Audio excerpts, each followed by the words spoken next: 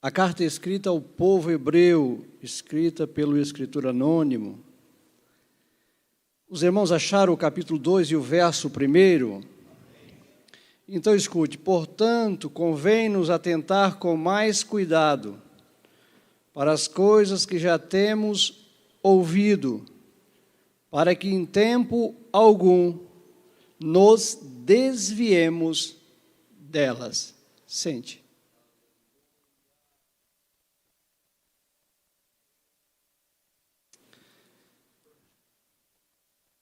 Por favor, olhe para cá e ouça. Portanto, convém-nos atentar com mais diligência para as coisas que temos ouvido, para que em tempo algum nós nos desviamos delas. Ele vai continuar dizendo no verso 12: porque se a palavra falada pelos anjos permaneceu firme, e toda transgressão e desobediência recebeu a justa retribuição. Ele vai para o verso 3 e diz: como escaparemos nós? Se não atentarmos para uma tão grande salvação.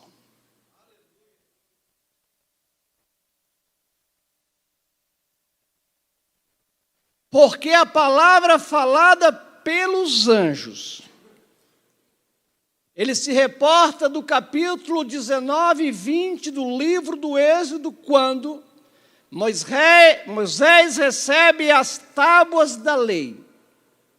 Ele diz que toda transgressão e a desobediência foram o quê? Receberam a justa retribuição.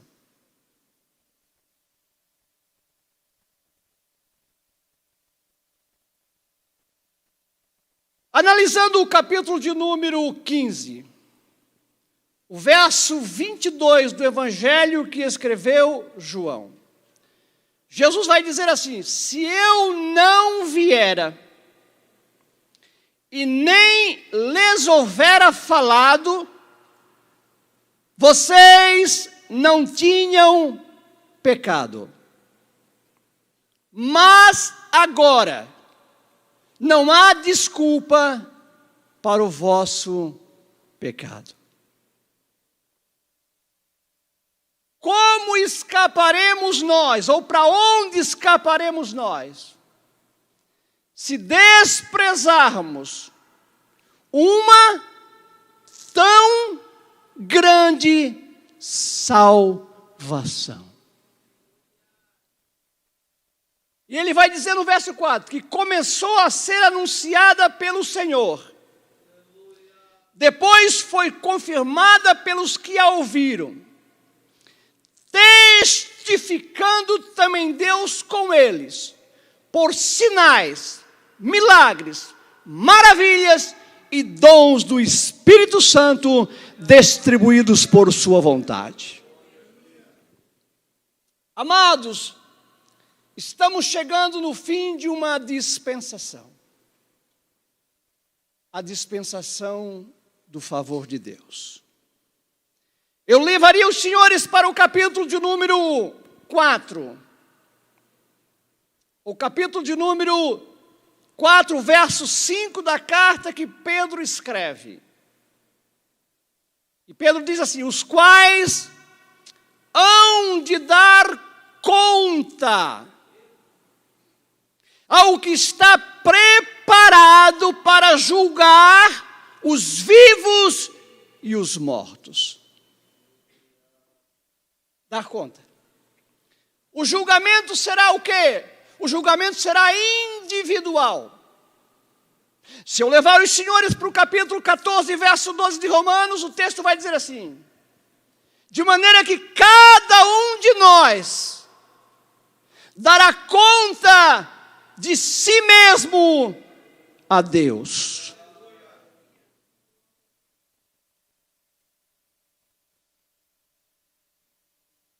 Mas eu tenho uma boa notícia para você.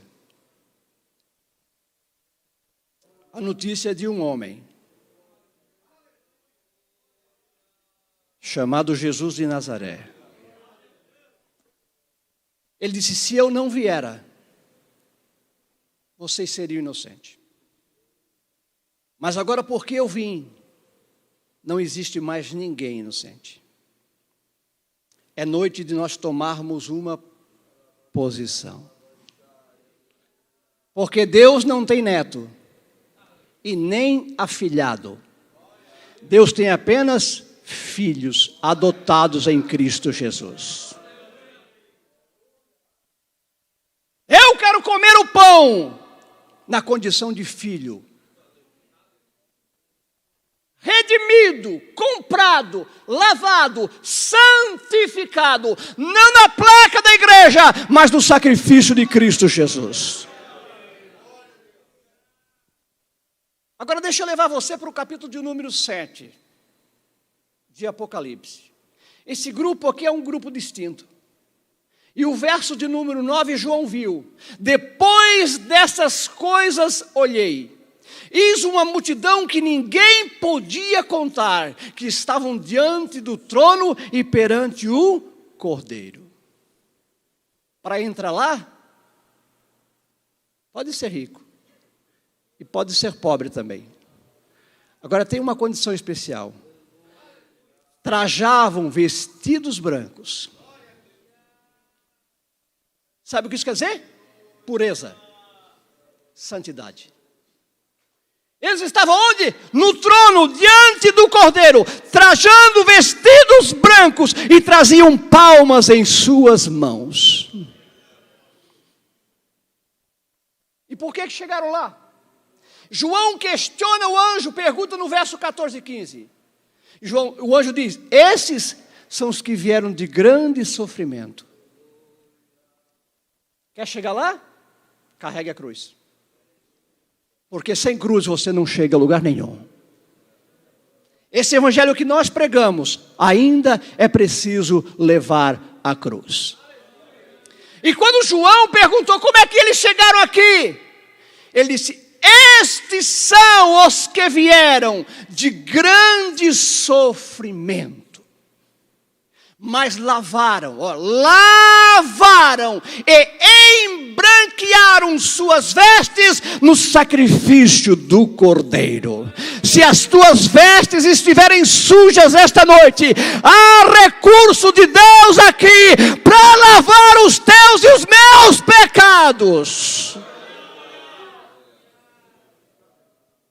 Lavaram e embranquearam as suas vestes no sangue do Cordeiro.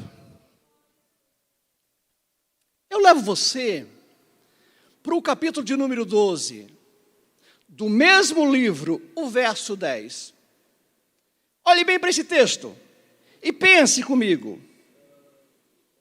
Porque já o acusador dos nossos irmãos é derribado, o qual, diante do nosso Deus, os acusa de dia e de noite.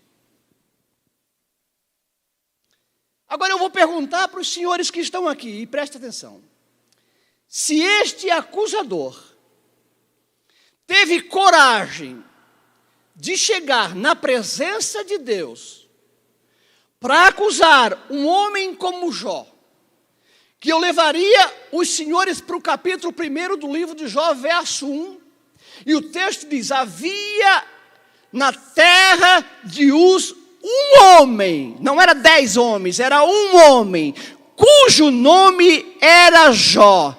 sincero, reto, temente a Deus e que se desviava do mal. Se eu levar você para o capítulo 2, verso 1, 2 e 3 do mesmo livro, diz que Deus pergunta para ele: tens visto lá na terra um homem que me serve com integridade? Ele é sincero, ele é reto, ele teme o meu nome e ele corta atalho quando vê o pecado.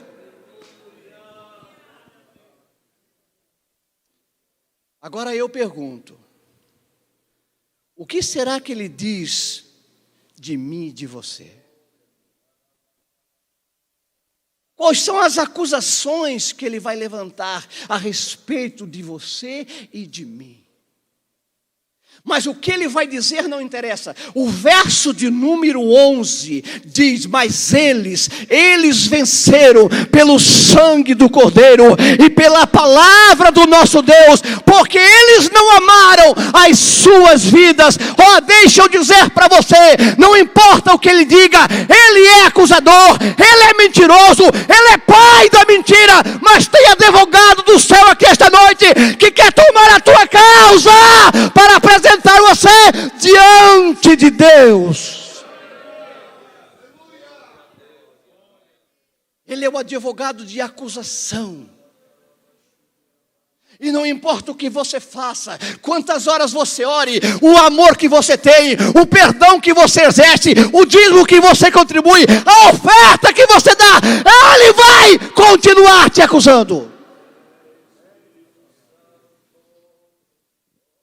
Porque ele acusou um homem que não tinha pecado. O próprio Deus deu testemunho: tens visto meu servo Jó?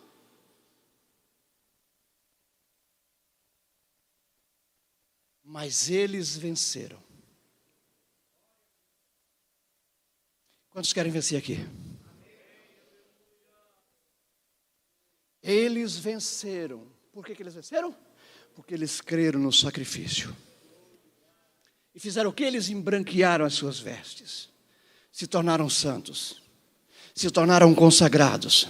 Se tornaram separados.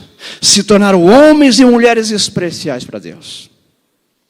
Agora, se eu levar você para o capítulo de número 9 do livro aos Hebreus, o verso 24, sabe o que vai dizer?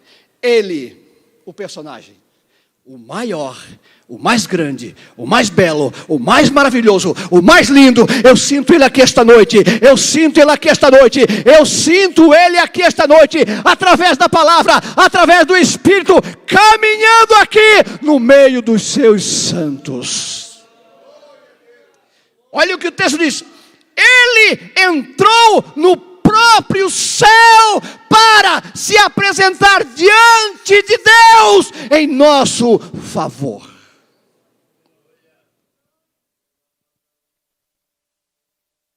Sabe o que o texto está dizendo? Vocês não precisam ter medo.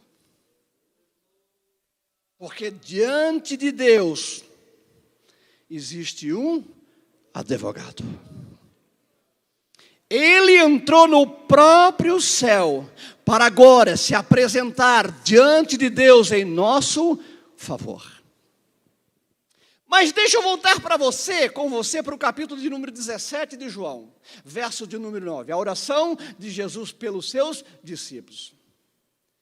Eu rogo por eles, não rogo pelo mundo, mas por aquele que me destes, porque são teus. Quantos homens de Deus tem aqui? Quantas mulheres de Deus tem aqui? Olha, você é preciso ser de Deus. Mas se você for para o verso 20 do mesmo capítulo, Jesus continua dizendo: não rogo somente por estes, mas também por aqueles que pela tua palavra vão acreditar no meu sacrifício. Está difícil? Deixa eu confortar você, vai ficar pior. E como é que nós vamos vencer? Como eles venceram. E como é que eles venceram? Acreditando no poder de Jesus. O inimigo os acusava de dia e de noite.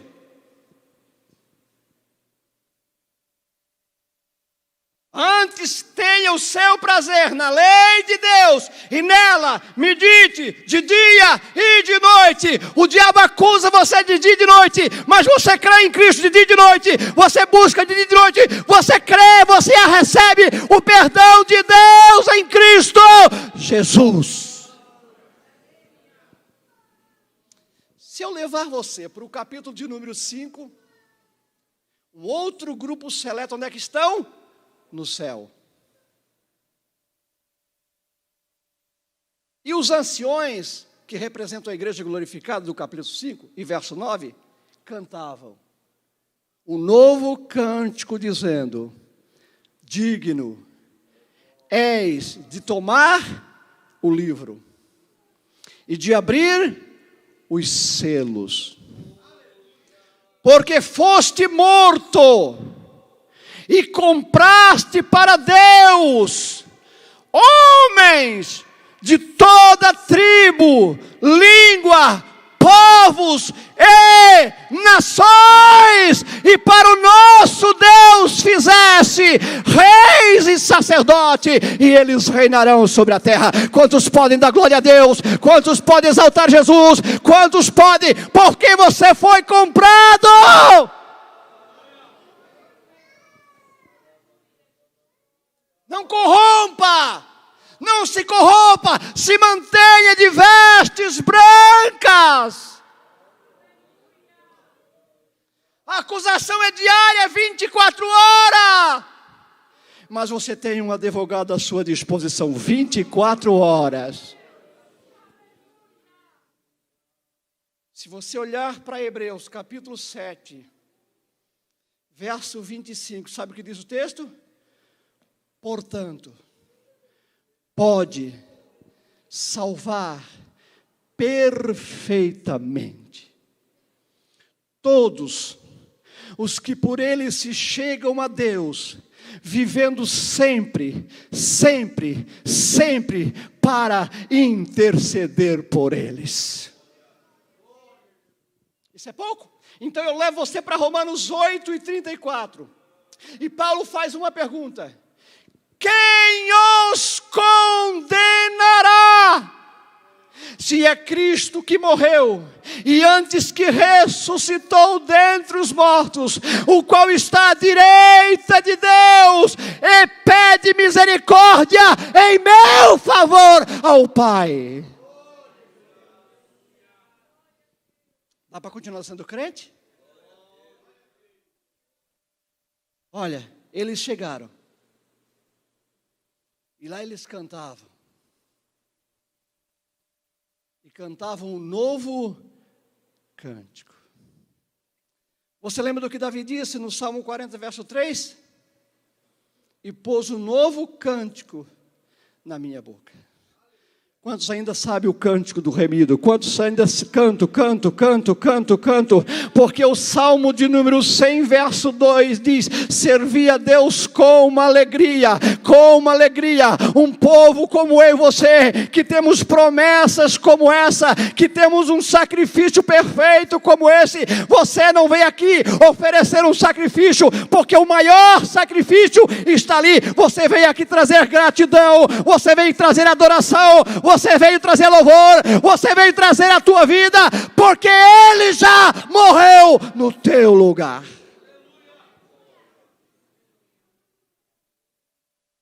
Se eu levar você para o capítulo de número 9, verso 11, 12 e 14 de Hebreus, sabe o que diz o texto? Mas vindo Cristo, veio de onde? Do céu.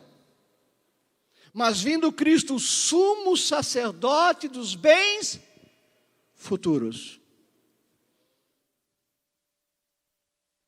Se eu levar você para Pedro, capítulo de número 5, verso 4, Pedro diz: quando aparecer o sumo pastor, sumo sacerdote, sumo pastor, vocês vão alcançar a incorruptível coroa de glória. Daqui a pouco ele vai aparecer e vai chamar nós pelo nome. Eu quero estar no grupo. E quero ouvir ele dizer: servo bom e fiel. Suportasse a tentação, desviasse os teus pés do mal, não negasse o meu nome, não retrocedesse, orasse, jejuasse, estendesse a mão, dizimasse, contribuísse, vivesse em coletividade, amasse, perdoasse, testificasse, não te envergonhasse. Olha o que ele vai dizer para aquela igreja chamada Filadélfia: eu sei as tuas obras, que diante de ti pus uma porta aberta e ninguém pode negar. Tendo pouca força, Deus não conta com o forte, Deus conta com o fraco. A força vem do céu, a graça vem do céu, o favor vem de Deus. Você é fraco, mas Ele é forte. Tendo pouca força, não negasse o meu nome. Que tipo de crente você é? É crente só aqui? Amanhã você muda. Eu quero ser crente aqui e em qualquer lugar, porque eu quero ouvir da boca dele: servo bom e fiel. Sobre o quê? O pouco. Tudo o que você fizer será pouco. Ah, mas eu sou crente demais. Não existe. Tudo o que você fizer será pouco.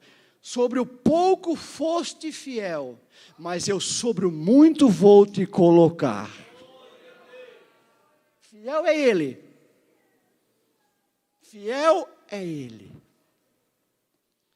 Agora vamos para o verso 12. Nem por sangue de bodes e de touros, mas pelo seu próprio sangue, entrou uma vez no céu. Uma vez ele entrou no céu. Este sacrifício foi criado, foi projetado no céu. Ele veio aqui, tomou a forma humana, concretizou e voltou para o céu novamente. Nem por sangue de bodes e de touro, mas pelo seu próprio sangue, entrou uma vez no santuário, havendo efetuado uma eterna redenção. Aí ele vai dizer assim no verso 12 e 13: porque se o sangue de touro e de bode e a cinza de uma novilha espargida sobre os imundos santifica, quanto mais o sangue de Cristo, que pelo Espírito eterno se ofereceu a si, imaculado a Deus, purificará as vossas consciências das obras mortas, para vocês servir o Deus vivo e verdadeiro. Quantos querem servir o Deus vivo e verdadeiro? Quantos querem servir o Deus vivo e verdadeiro? Agora no capítulo 10, ele vai para o verso 4 dizendo: porque é impossível que o sangue de touros e de bodes tire pecado. Tudo aquilo ali era uma figura. Você lembra de Abel? Por que Abel foi justificado? Porque ele apresentou uma oferta de sangue. Você lembra de Noé quando saiu da arca? A primeira coisa que ele fez, ele edificou um altar e sacrificou. Você lembra de Abraão quando chegou na terra da promessa? A primeira coisa que ele fez, um altar e ofereceu sacrifício. Quando Deus faz uma aliança com o povo, sabe qual era o pacto da aliança? Sangue. E Moisés espargiu sobre o povo o sangue e disse: eis aí o concerto que Deus tem feito convosco. Você lembra de Jesus no Getsemane? Disse: porque isto é o meu sangue, o sangue da nova e eterna aliança, que é derramado por vós.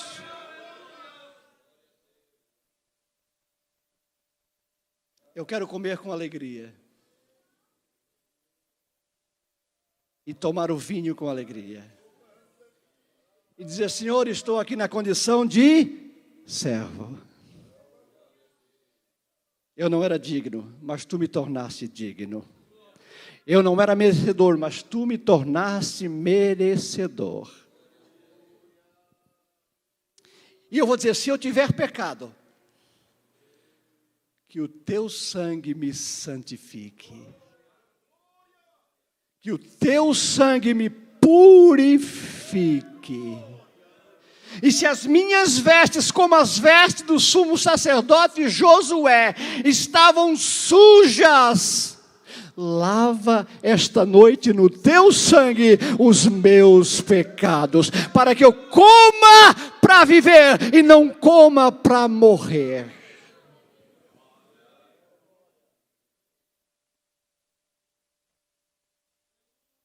Para me encerrar, se eu levar você para o capítulo de número 10, verso 12, mas este, havendo oferecido um único sacrifício pelos pecados, assentou-se à direita de Deus. Verso 19, tendo, pois, irmãos, coragem para entrar no céu, pelo sangue de Jesus, pelo novo e vivo caminho que Ele inaugurou, tendo um grande sacerdote sobre a casa de Deus. Ele faz um convite no verso 22, chegamo-nos com um verdadeiro coração, inteira certeza de fé, tendo os corações purificados da má consciência e o corpo lavado com água limpa. Retenhamos firme a confissão da nossa esperança, porque fiel é o que prometeu. Agora deixa eu saltar para o verso 29. E você vai ficar espantado com o que o texto vai dizer. De quanto maior castigo, cuidais vós ser julgado merecedor. Aqueles que pisaram o Filho de Deus, e tiver por profano o sangue do testamento, com que foram santificados, ou fizer agravo ao Espírito da graça. Ele vai dizer, porque bem conhecemos aquele que disse, minha é a vingança, e eu darei a recompensa, diz o Senhor. E outra vez, Deus julgará o seu povo. E ele termina, horrenda coisa é cair na mão do Deus vivo. Você não precisa ter medo. Sabe por quê? Porque existe um representante humano no céu. O Filho de Deus. Diz que ele consumiu a sua obra aqui e assentou-se à direita de Deus. Está lá fazendo o quê? Esperando que alguém o reconheça, que alguém testifique e que alguém chame pelo seu nome aqui na terra. Então eu levaria você para o capítulo de número 10 de Romanos para terminar a minha mensagem. E o verso 9, sabe o que diz? A saber, se com a tua boca confessares ao Senhor Jesus, e no teu coração credes que Deus o ressuscitou dos mortos, tu serás salvo.